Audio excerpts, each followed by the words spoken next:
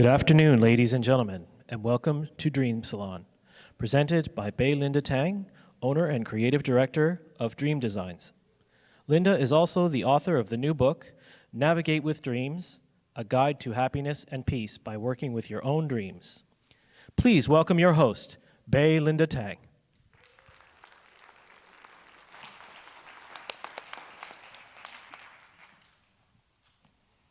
Hello, everyone.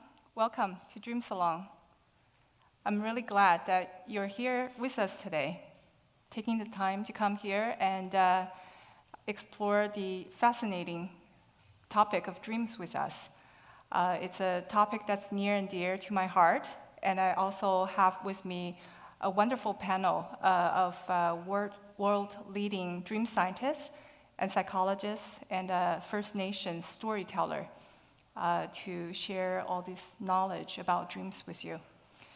Before we start, I'd like to take a moment to recognize the Coast Salish people, including the Squamish, Tsleil-Waututh, and Musqueam First Nations, whose traditional and unceded territory provides the grounds that we hold our gatherings today. I'd also like to recognize the wonderful staff of K-Meek who help us set up this beautiful stage, and also my event sponsors, including my company Dream Designs, as well as 3 long-term Vancouver establishments, Bayam Books on West Force, the Common Ground magazine, and the Georgia Strait. So everybody dreams, everyone sleeps and dreams. It's a natural phenomena. It's universal. Doesn't matter who you are, what age, gender, what language you speak, your ethnicity. Doesn't matter if you're blind or deaf, you dream. Dreams throughout history have played different roles. In ancient societies, dreams were considered gifts from God. They were viewed as oracles or prophecies. In ancient Egypt, they even built dream temples to incubate dreams. And all of the world's major religions were developed on some sort of dreams. In Buddhism, Buddha, his mother dreamed of a white elephant entering her womb when she was pregnant with him. And in the concept of heaven, which is a really important fundamental concept for Judaism, Christianity, and Islam, were developed based on the famous Jacob's dream in Bethel. He was being chased, and he dreamt an escape went to him in the form of a ladder up to the sky. In modern times, dreams are not nearly as important as they were in ancient times, especially in the last 100 years. With the invention of electricity and media, nowadays we can easily turn on the TV or our cell phones or any device, and there's so much information, endless stream of information. Commercials, movies, propagandas, they communicate with us through the form of storytelling. And that's exactly how dreams communicate as well. It's difficult for dreams to compete with all of these powerful effects of storytelling, powerful forms of storytelling. Instead of going to sleep at night and just waiting quietly for a dream to manifest in your head, you can look at your device and binge watch a show called Netflix. And that's why dreams being pushed out of the mainstream consciousness. Personally, I think dreams are very important and very relevant to today's world. And that's why I created today's event to share this knowledge with you.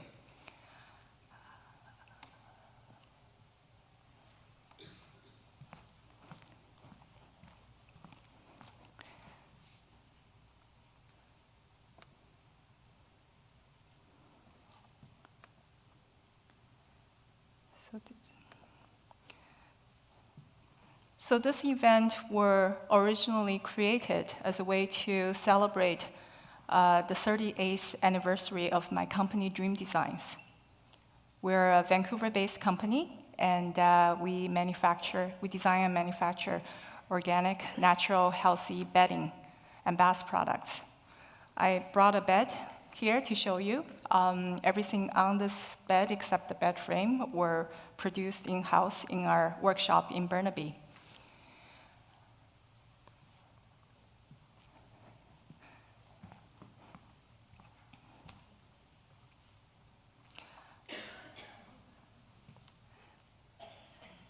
There is a picture of my dog, Texan. He is related to the origin story of Dream Salon because I was out walking with him in the forest one day, thinking about what to do to celebrate Dream Design's 38th anniversary, when the thought came into my mind, what about dreams? At that point, I didn't know. That was about 8 months ago, just earlier this year. I didn't know much about dreams at that point, even though the word dream is actually in the name of my company. But nonetheless, I thought I should know something about dreams because my companies make sleep products. So I went online, I started researching, and to my surprise, right away, I found a wealth of information from scientific advancements just in the last 15 years. And I thought, wow, this is really interesting. Most people don't actually know this. And that's when I got started getting connected with some of the biggest names in dream science and research.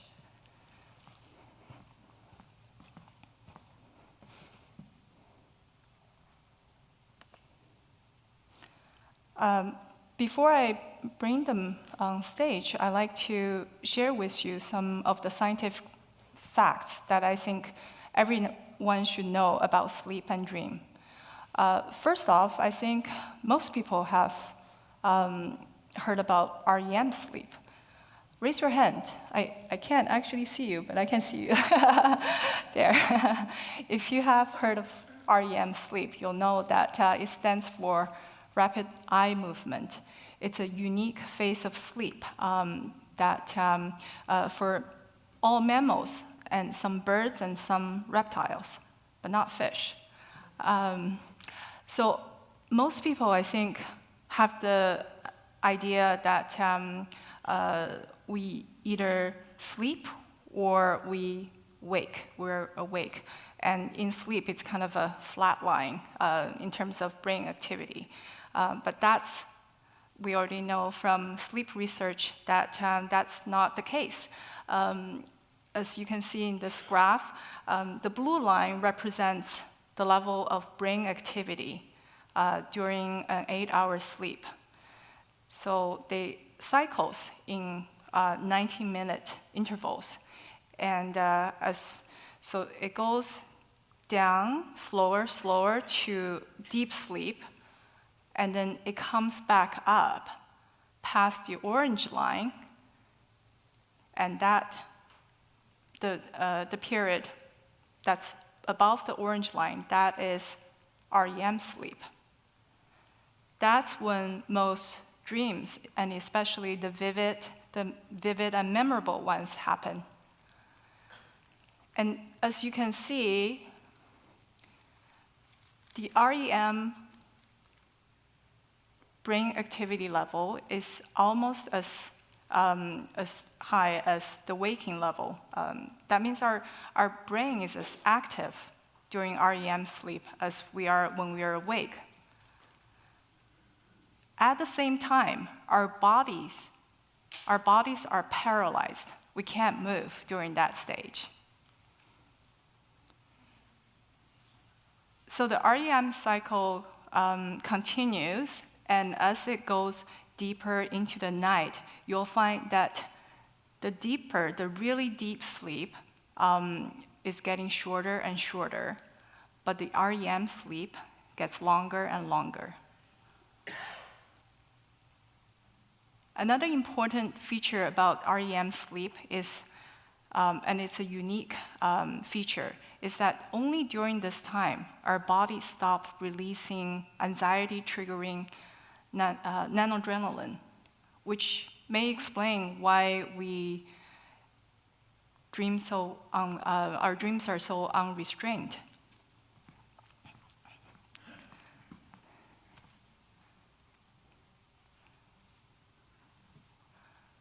So contrary to conventional belief, a lot of people have said this to me, oh, I never dream, or I dream so rarely. We actually dream abundantly, 4 to 6 times every night. And that's 2 hours, about 2 hours in total, daily. And over an average lifespan, it totals to about 6 years.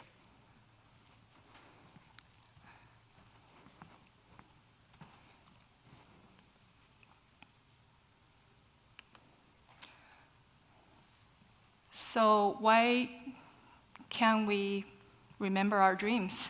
95% of the dreams are actually forgotten within 5 minutes of waking up.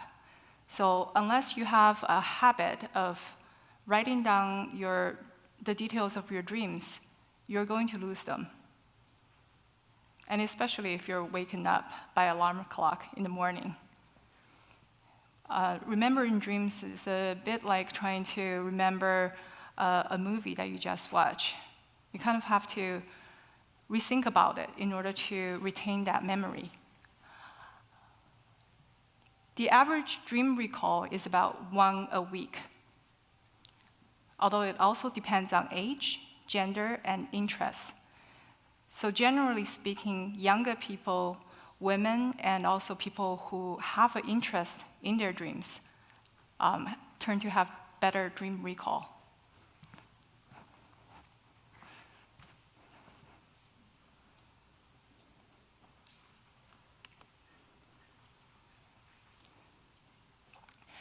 If you would like to know more about REM sleep and dreaming during REM sleep, I recommend a book called Why We Sleep by Dr. Matthew Walker. But our focus today is on dreams that we can remember and what to do with them. And my first guest, Dr. Deirdre Barrett, there you are. She's one of the most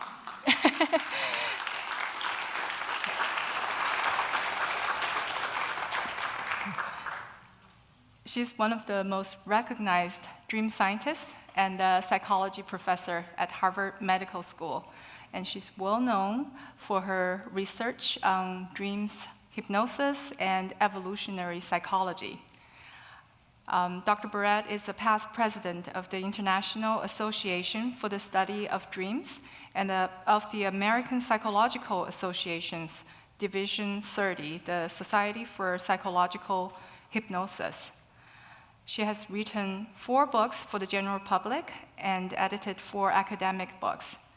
She's the editor-in-chief of the journal Dreaming, a consulting editor for imagination, cognition, and personality, and the International Journal for Clinical and Experimental Hypnosis. And she's here to present how dreams can enhance creative problem solving. Please welcome Dr. Deirdre Barrett. Thank you.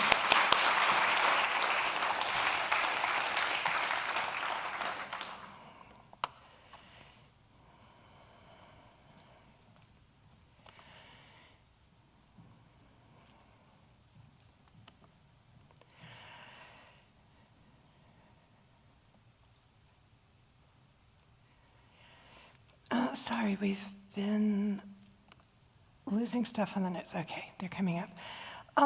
So I basically believe that dreams are thinking in a different biochemical state, and that we're still concerned with pretty much the same things, our hopes and fears and personal issues, current moods, childhood slights, how we get along with others. But since almost all other dream research has focused on that, I've recently become interested in how our objective and even professional problems can show up and sometimes get significant help from dreams. So that's what I'm going to be talking about today, even though some of the talks later this afternoon will be about those emotional issues that probably make up even more of our dream content.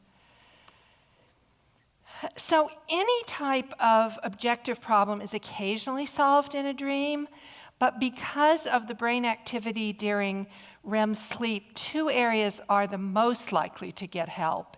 And those are problems where we're stuck because the conventional wisdom is wrong and we need to be thinking outside the box, or problems that benefit from vivid visualization.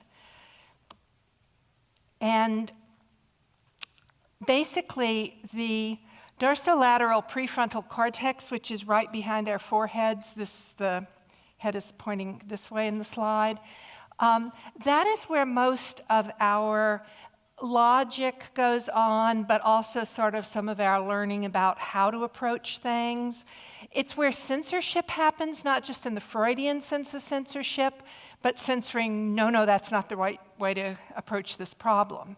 So that area is greatly damped down. It's not entirely turned off, but it's much less active during dreaming than when we're awake.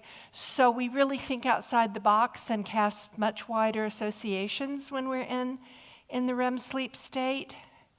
And the other significant difference is that our secondary visual cortex, which is around this area, which is not the primary visual cortex, processes directly the input from the eye, but the secondary visual cortex, once that physical input is there, is what forms our images if we're seeing something, but it's also, if we're imagining something that we're not looking at, what is being activated. So the secondary visual cortex is the most active during REM sleep, much more so even than when we're awake.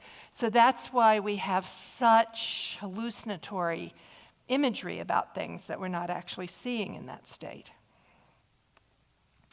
So because of all this activity in the secondary visual cortex, visual art has received the most frequent inspiration from dreams. And anthropologists believe that a lot of the more surreal-looking cave paintings may represent dream content. And certainly since the dawn of recorded history, many artists have drawn their dreams. And in more ancient times, it was often religious dreams that were being drawn, or literary dreams, not necessarily the artist's own dreams. But even then, they tended to work their own dream content in. For example, William Blake painted lots of biblical dream scenes, but he had lots of flying dreams himself and loved them. So his biblical dream scenes almost always have people flying in them, even though that's not in the actual biblical account. He adds it. And Edward Burne-Jones did an illustrated version of Sleeping Beauty, where the content of the images follows the story, but he used his own experience of the light in dreams, which he said was soft and diffuse and had no one source and looked more like all objects were glowing slightly internally. So he used his own visual sense of the dream world when doing Sleeping Beauty.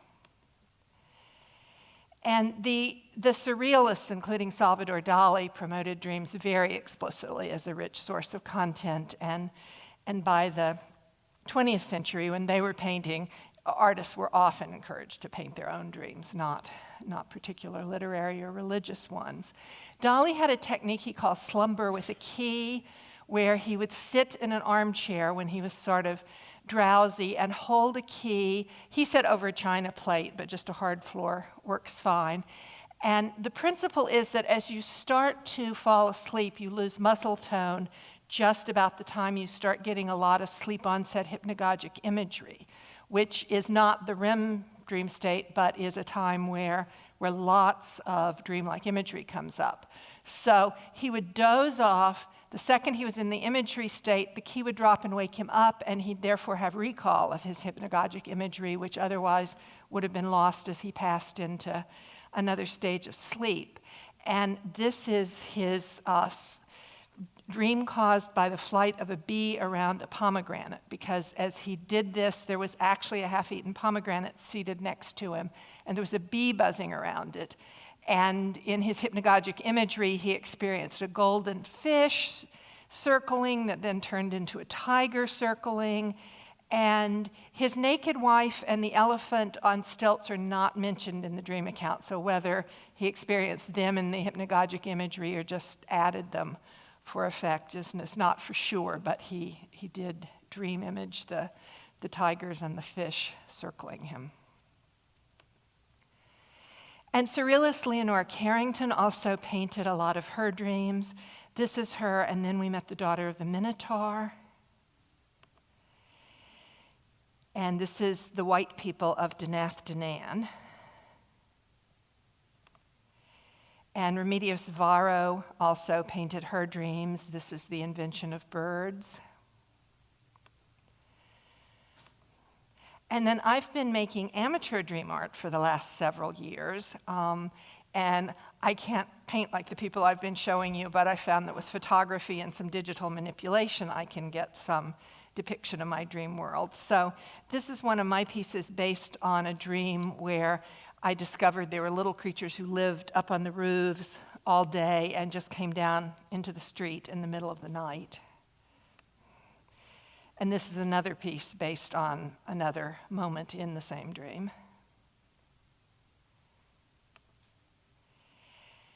And then not all dreamed art looks stereotypic dreamlike.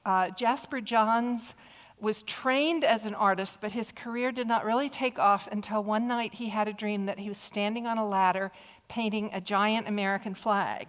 And to my eye, that looks as undreamlike as any piece of art I've ever seen. But he dreamed the image just like he then woke up and painted a gigantic American flag. And for those of you who know modern art history, he then painted several more gigantic American flags and then variations on gigantic American flags. And that made his career. In fact, he burned all art he had made before that dream. And it does not fit the dream art stereotype, but it is dream art. And literature has also received a lot of inspirations from dreams because there's such a strong narrative component to dreams. Mary Shelley dreamed the two key scenes in Frankenstein, which are the one in which the doctor is first trying to animate the monster with electricity and thinks he's failed, and then the scene soon after that when the doctor has gone to bed and the creature comes and stands over him and he wakes up and sees that the experiment has succeeded. And very similarly, Robert Louis Stevenson dreamed the two key scenes for Dr. Jekyll and Mr. Hyde, the scene in which Dr. Jekyll first drinks the potion and turns into Mr. Hyde, and then the scene much later in the book that's the first time that he's Mr. Hyde and he cannot change back into Dr. Jekyll at will. And in both cases, they dreamed these two dramatic, powerful dream scenes, and then they woke up and constructed a complete narrative story around the two scenes that the dream had given them. And unlike visual imagery and narrative, most dreams don't even have any auditory content of any kind, much less music. But musicians often have music in their dream. And Paul McCartney dreamed the Beatles' all-time largest hit, Yesterday. And Billy Joel says that he dreams all of his music, but only the music. He hears the music as in a much more classic form than what he later performs it as, and he makes up the words later. The same was true of Yesterday, actually. Paul McCartney heard that as an instrumental piece and composed the words later. And inventions are seen in dreams pretty commonly. This is one of the earliest recorded, the 14th century turtle boat. And it is the first armored battleship in the history of naval warfare. And at that time, when Japan and Korea would fight naval battles, they would fight the battles off at sea and be firing flaming arrows at each other's ships and trying to board each other's ships, and more of the battle would happen at sea. And Korea was losing at this point, and the Korean naval commander dreamed of a ship that was sort of a ship and sort of a dragon turtle, and it was flat and round so it could swing around and attack boats that one moment they'd be to its side and then they'd be in front of it. So instead of moving forward fast, it could swivel fast. And it was covered in a metal shell so that the flaming arrows would hit the shell and bounce off and not set fire to the wooden boat. So he woke up and commanded a fleet of these to be built, and that changed the way the naval war was going, and the Koreans repelled the Japanese from that invasion. A much more modern example is my Harvard colleague Paul Horowitz built the controls for the very first ever laser telescope.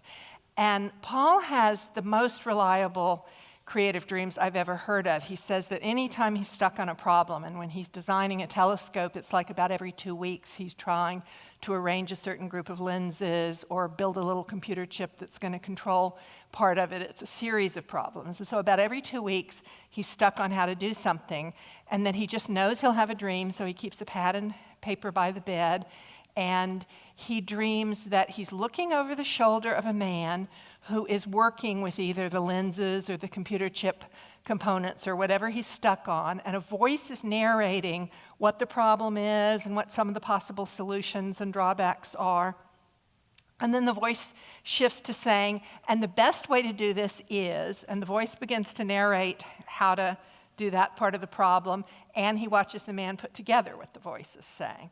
And that's quite unique. Most of the examples I gathered were sort of, I've never paid much attention to my dreams, but one time when I was stuck on something, I had this amazing dream. But Paul just counts on it, and his whole laboratory is used to Paul walking in with, okay, this is what I dreamed last night. We're going to do X and Y.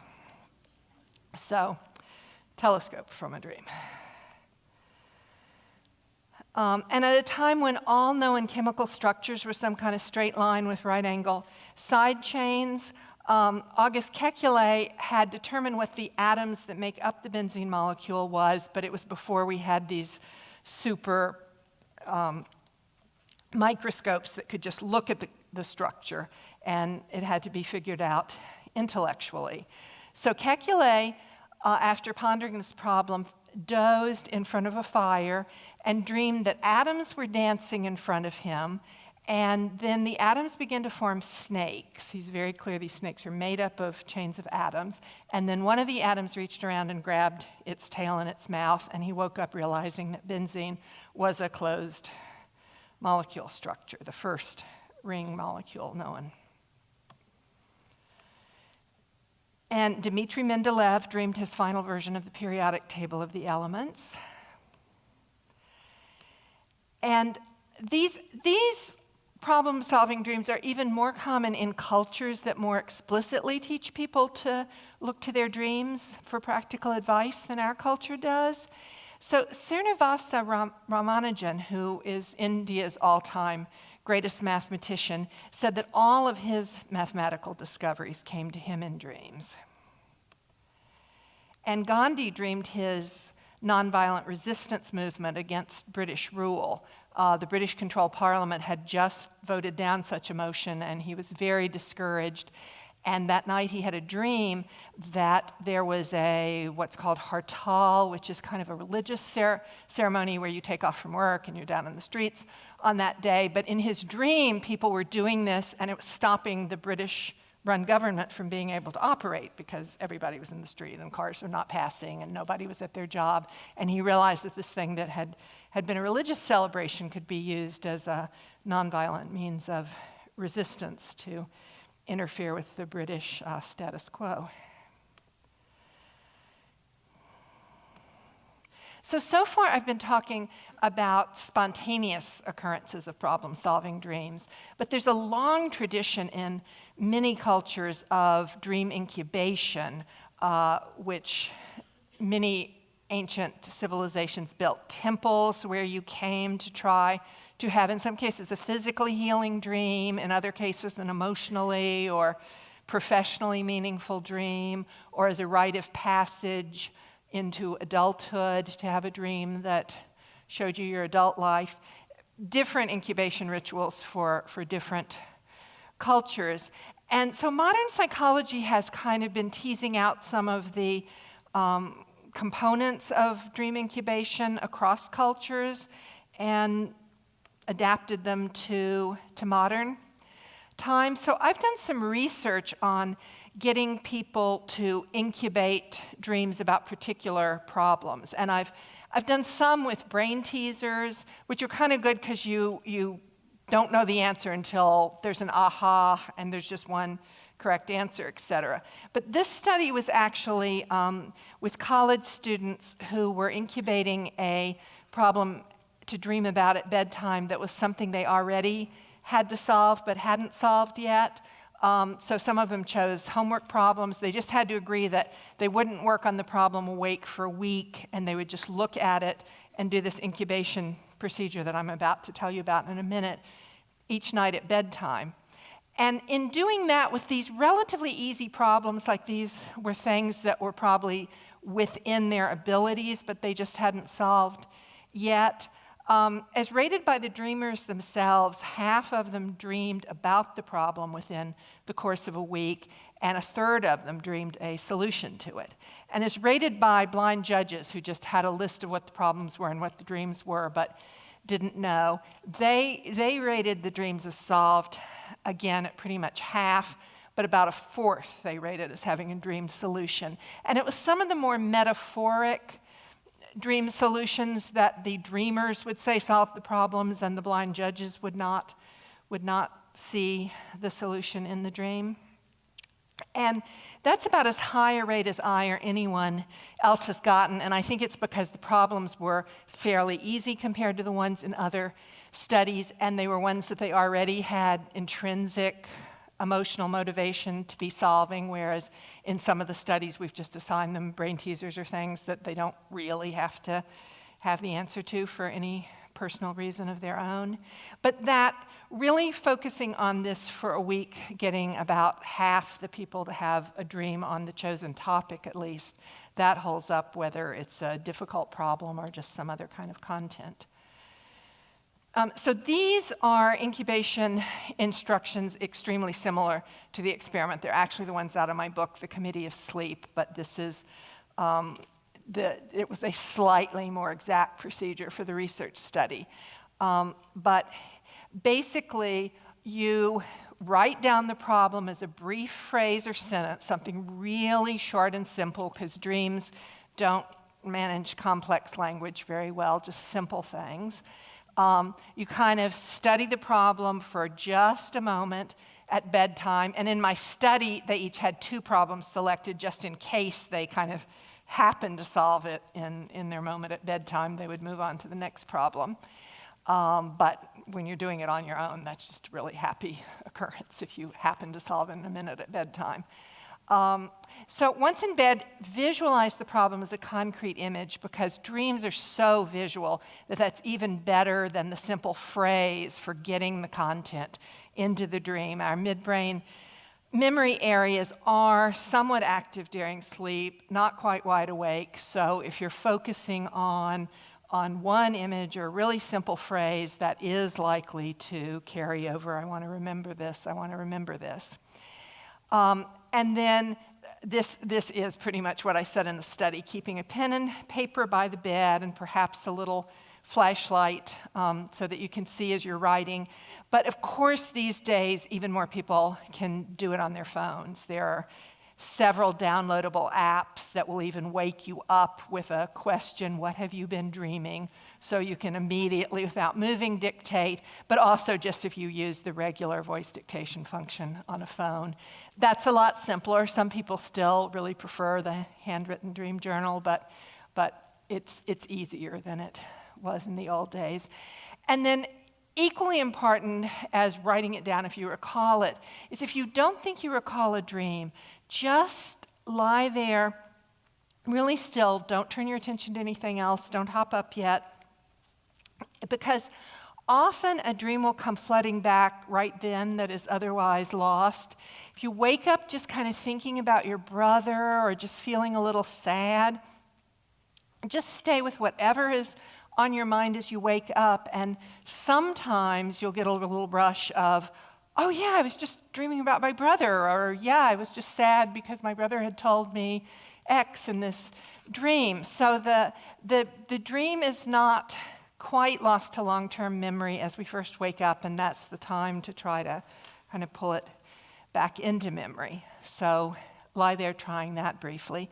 And then if you want to be a little more elaborate, at bedtime, visualize yourself dreaming about the problem, awakening, writing, kind of picture the process of having a discovery with the discovery not fleshed out.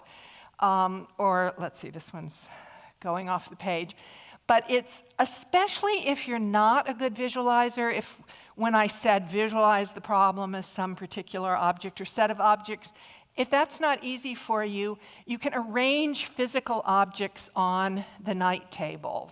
Sometimes just one picture or something would suffice, but otherwise, like a little array of objects that to you represent something about the problem you're working on, and just, if you're not a good visualizer, stare at real physical objects that you're telling your brain you want to dream about. Or artists sometimes just set up a blank canvas if they're looking for an inspiration of what to paint. They'll just have a blank canvas across the room from their bed that they stare at last thing before they close their eyes. So visual is important.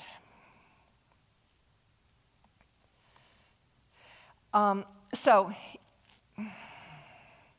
in conclusion, the main points I want you to take away are dreams can occasionally solve any kind of problem, but they're especially likely to make breakthroughs when they can benefit from vivid visualization, whether that's for the visual arts or whether that's seeing a chemistry formula or an arrangement of scientific instruments inside a telescope.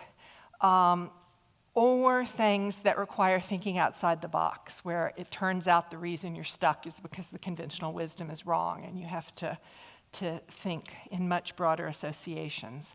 And then the last point to take away is that dreaming, these things do happen naturally in dreaming, but intentional dream incubation on a particular problem makes it much likelier that it will get solved in a dream.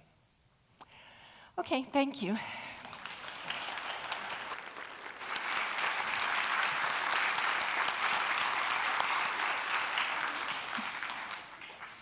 Thank you, Dr. Barrett, for giving us such a wonderful presentation on the creative power of dreams. When I read all these stories of different people in different professions having dreams related to what they're working on, whether it's a mathematical problem or a piece of music or art or social change, problems, they're all very related. So what that speaks to me is dreams are really relevant and they're timely. When you're thinking about something in waking times, there's no guarantee, but chances are it's going to show up in your dreams.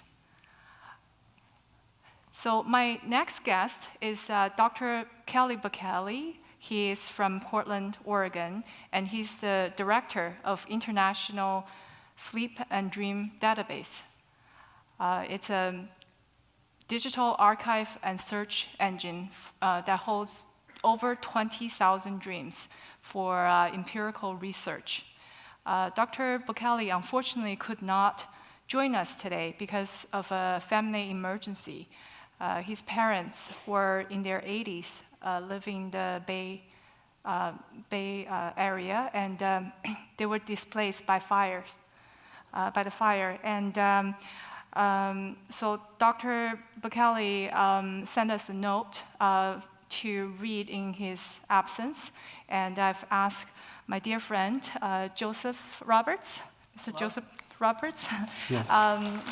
From Common Ground.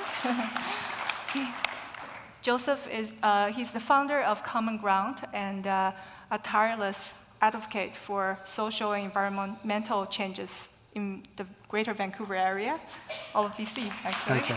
Yeah. Thank you, Joseph. Do you have a way of putting a pretty picture up there? And I have the letter to read? Yes. Okay, thank you. This is it here.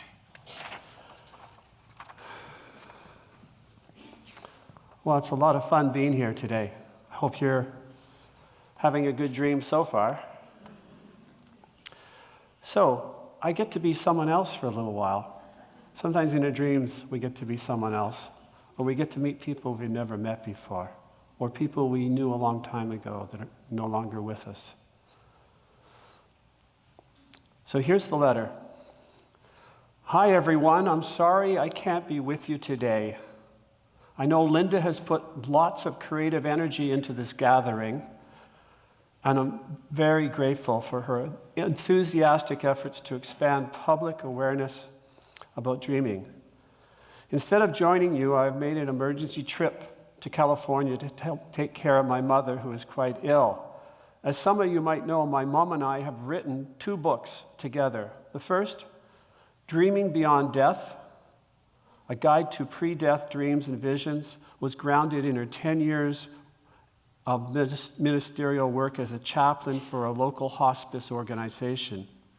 She found the dreams and vision that people experienced in their final weeks and days of life frequently have a strong positive impact on their emotional attitude towards dying, transforming fear and uncertainty into readiness for their journey ahead. The second book we co-authored, Children's Dreams, Understanding the Most Memorable Dreams and Nightmares of Childhood, grew out of our reading of Carl Jung's 1936 to 1940 lectures on children's dreams. In these lectures, Jung taught his students a method of interpreting highly memorable dreams from childhood, what he called the big dreams. Hopefully some of you have had some big dreams too. As unusually powerful expressions of archetypal energy and spiritual significance, we found abundant evidence of such life-altering dreams amongst ourselves, our families, and many other people we interviewed and discovered through our research. Big dreams are truly a cross-cultural phenomena, appearing in ancient myths, in contemporary people, in children and adults. If I was with you today, I would try to weave together some of the dream themes from these 2 books, from the Alpha and the Omega of the human life cycle. Alas, my duty has called me away, and I am confident the wonderful panel Linda has convened for entertaining, enlightening, and exciting you will enjoy and have fun. Thank you. Kelly, sent from my iPhone. Thank you. So, he co-authored, I can't see anybody out there unless I go like this. Oh, you are people out there. Hi. The light's shining in my eyes, so I see blackness here, basically. So, he co-authored some books. How many people out there in the audience have written a book yet? How many people out there are thinking about writing a book?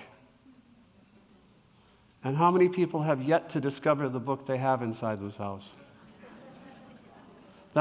We're here for all of that. And there is one woman in the audience who I admire and respect, who's sitting over here, who did write a book. She wrote a book about 20 years of being addicted to properly or improperly prescribed pharmaceutical drugs by a regular Western doctor. And I have her book here because she wrote a little bit about how 20 years of taking various different drugs that were not supposed to be prescribed for that long, but continually the doctors kept saying, try a different pill, how it affected her sleep, how it deadened her dreams, how it turned some of her dreams into nightmares. So I'm going to read just a little bit from her book. And I was wondering if Joan Gatsby is out there, if you'd be willing to stand. Yeah. She has recovered from 20 years of pharmaceutical addiction. And she brought Heather Ashton to Vancouver, Dr. Heather Ashton, and had a tour across Canada. So I found it really curious that I was reading this yesterday when I was invited to come here and read this letter. So this is another person's voice, Joan Gatsby. I visited the sleep clinic at the University of British Columbia early in the 1991s with the hope that the complex testing performed there would shed some light on my relentless insomnia and the hyperactivity in my brain. What was responsible for it? I had read award-winning science writer Lydia Dodo's book, Asleep in the Fast Lane, and was particularly interested in research regarding the importance of certain stages of sleep, known to be interrupted or eliminated by some drugs, benzodiazepines included, and the effect of long-term deprivation of normal sleep. As well, a 1967 article I had come across by R. Greenberg titled Dream Interruption Insomnia seemed to describe the sort of insomnia I was suffering. Dr. Greenberg wrote, treatment from Librium or Valium at bedtime leads to initial improvement of sleep, but over a period of time, both these drugs suppress the amount of stage 1 rapid eye movement sleep. And it was well known by that point that sufficient REM sleep was critical to health, and that people withdrawing from benzodiazepines have considerable insomnia. I was looking at my insomnia problem from two angles. First, as a factor in my problems while I was still on drugs, and second, to learn more about how the brain recovers or reestablishes normal functioning after such long interference. Sleep deprivation, Dodo writes, does cause severe problems with mood and the ability to perform many kinds of mental and physical tasks. Perceptual illusions, intrusions of fantasies into wakefulness, waking dreams, and mild hallucinations are not uncommon. Some people also exhibit temporary psychotic-like behavior. That's the end of the reading there, this book here. What was occurring was the doctor didn't want to take any responsibility, so sent her to a psychiatrist who decided she was getting psychotic or bipolar and, of course, needed more pills. And after being bounced around, it's amazing how little responsibility the prescribing doctors will take in the responsibility that's going on. I remember being out in White Rock one time, and I was looking out the window and I saw this man walking along the road going like this. And I was wondering what he was doing. He was an older man, and he had a key in his hand, and he went to his door of his car, and he was trying to open his door, and I thought, he shouldn't be driving. So I got out and walked outside, and I said, excuse me, can I help you? And he said, I just came from my doctor, and he gives me these drugs, but I'm there. After about 15 minutes after I leave, I start shaking a lot, but he never sees me shaking. And I think, well, please come and sit down. You're not in any shape to drive. If a person doesn't experience the direct responsibility of their actions, they're not going to learn from it. One person I love, her writing is Anais Nin. How many people have read her work? She has this really amazing quote. We don't see the world as it is. We see the world as we are. And I like to say that, one other question I had. How many people have had a labyrinth dream in their life? Where they've been in a labyrinth of some sort? Yeah. I had one when I was about 20, and I still remember it like it was yesterday. How many people don't remember their dreams? I have friends that don't remember their dreams. They don't even think they have dreams. And how many people want to remember their dreams? Yeah, I think that's a good sign. Well, I want you to have a wonderful rest of this conference.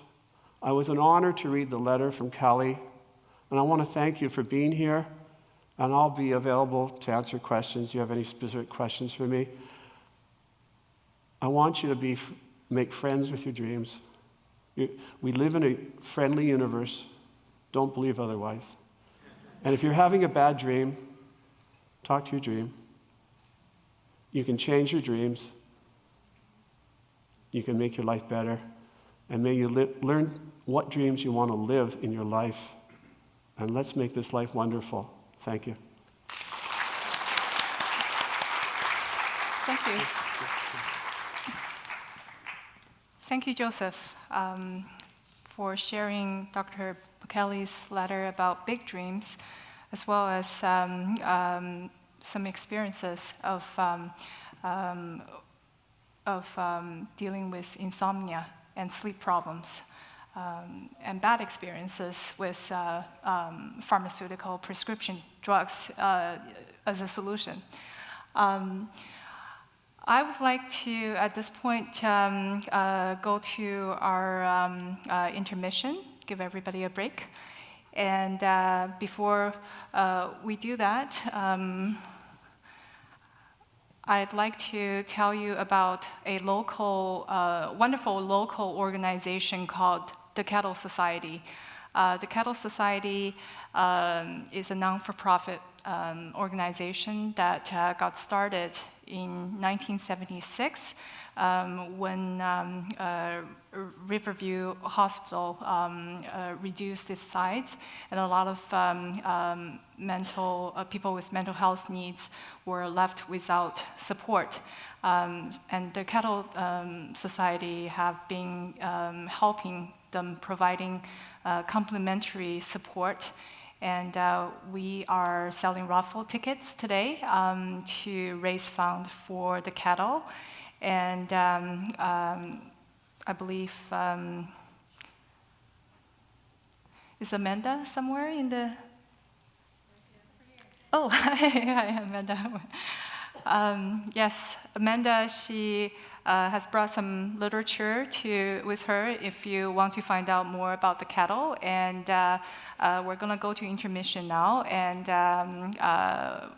we'll also have some cakes. I brought some cakes to share with you because, after all, this is the 38th anniversary of Dream Designs. So meet me in the lobby.